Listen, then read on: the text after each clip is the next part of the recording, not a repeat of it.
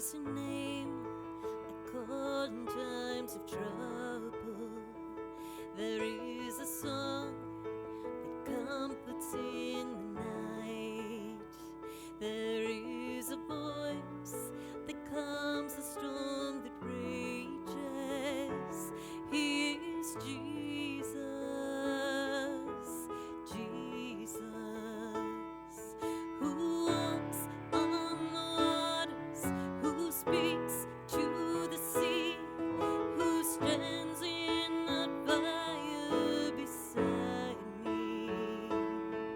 He roars like a lion, he bled as a lamb, he carries my healing in his hands.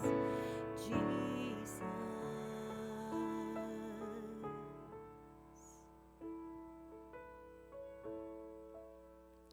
Today, in our gospel reading, we find that Jesus still struggles with the faith, or the lack of faith, of the people in Galilee.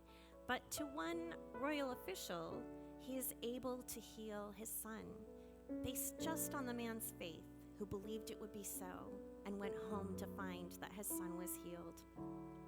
About faith, Richard Rohr writes, "Without the sign of Jonah, the pattern of new life, only through death in the belly of the whale, Christianity remains largely an impotent ideology, another way to win instead of the transformative path of pain and faith. Or it becomes a language of ascent instead of the treacherous journey of descent that characterizes the lives of Jonah, Jeremiah, Job, John the Baptizer, and Jesus. After Jesus, Christians use the metaphor of the way of the cross. Unfortunately, it became what Jesus did to save us, a negative theology of atonement instead of the necessary pattern that is redemptive for all of us.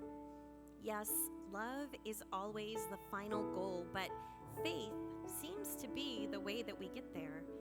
It is the only way to keep our mind, heart, and body open when they want to close down. Faith is thus an end in itself. Faith is not what we do in order to get to heaven. Faith is not belonging to a group or believing in a set of intellectual truths. Mutual, perfect faith would be a bit of heaven now. To have faith is already to be new and come alive. Your faith has saved you, is the way Jesus put it to the blind man.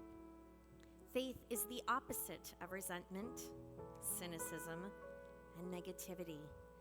Faith is always, finally, a self-fulfilling prophecy.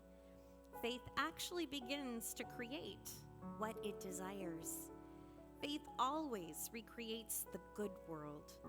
Without faith, we will inevitably sink into various kinds of despair, which is a matter of having new eyes, seeing everything, even our most painful suffering, through and with the eyes of God. It is the only way to keep on the path toward love. Today, let's ask ourselves, are we able to connect to this faith in order to bear the pain and the suffering and the darkness that we have to go through, even in the belly of the whale?